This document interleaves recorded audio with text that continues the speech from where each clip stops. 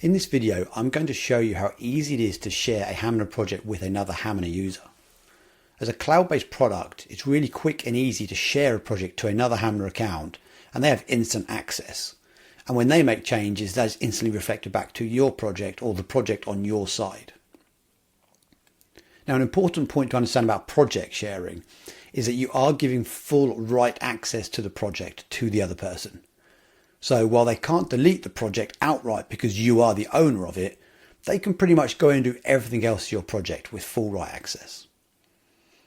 If you want to share a project with a customer that you don't want to give write access to, then you really want to be looking at the reporting features within Hamina, as this will give the customer full online access to the 3D experience that you can see on screen and the ability to interact with the design and the configuration you've made, but in a read-only mode. Project sharing really is for collaborating with other people on a project. The easiest method to share a project, in my opinion, is to share via URL.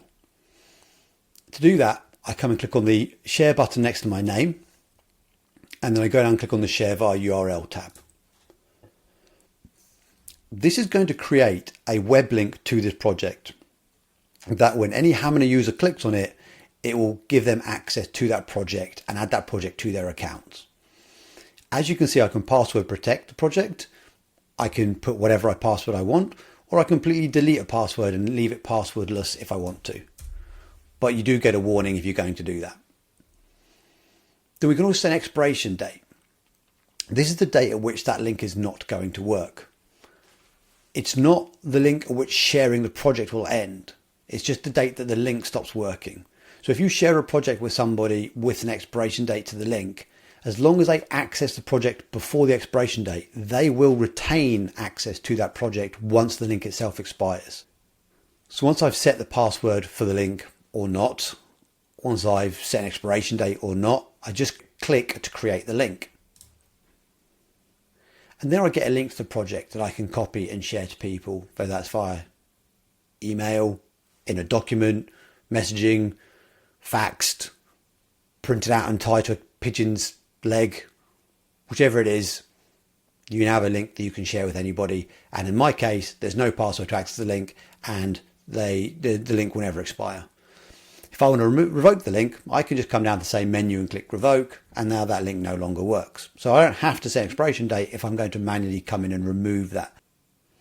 Another way to share is via email. So in the same sharing menu in the top right, I can click on the email tab.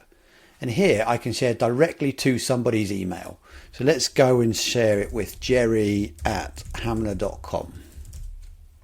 So I just type in the person's email and I click invite. Now they've been notified that they've been invited to a project. They get that notification in two ways. They get an email from Hamina telling them they've been invited to a project. And in that email is a button they can click, which will take them into Hamina and apply the project to their account.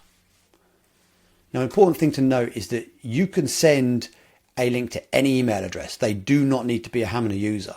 But if they try and access the link without an account, they will get an error that they can't access that project. If you're going to send this to somebody who doesn't yet have a Hamina account, just mention to them that they need to go and create the Hamina account before trying to access the link. It doesn't matter if they access the link from the email before they've created their account, they'll get the error. They can then go off and create an account and then click on the link again and they will get access. It's not a one-time click, but just to save that frustration of them accessing the link and not being able to access the project, inform them they do need a Hamina account before they access it.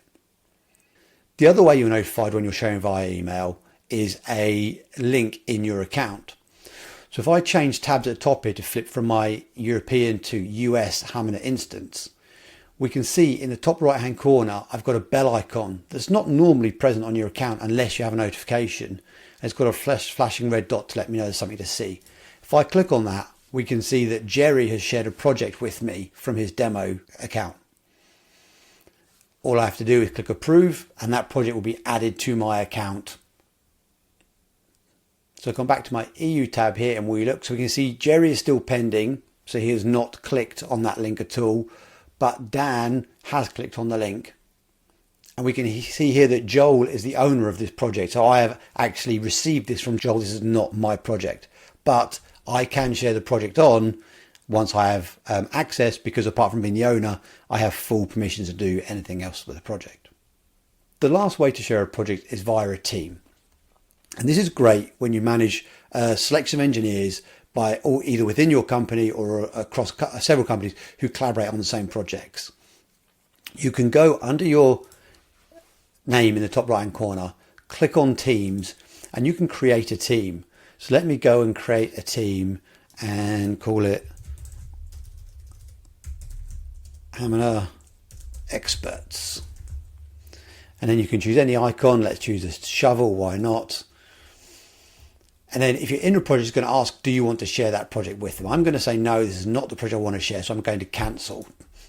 But now I've created my team called Hamina Experts, and I can go ahead and invite Jerry.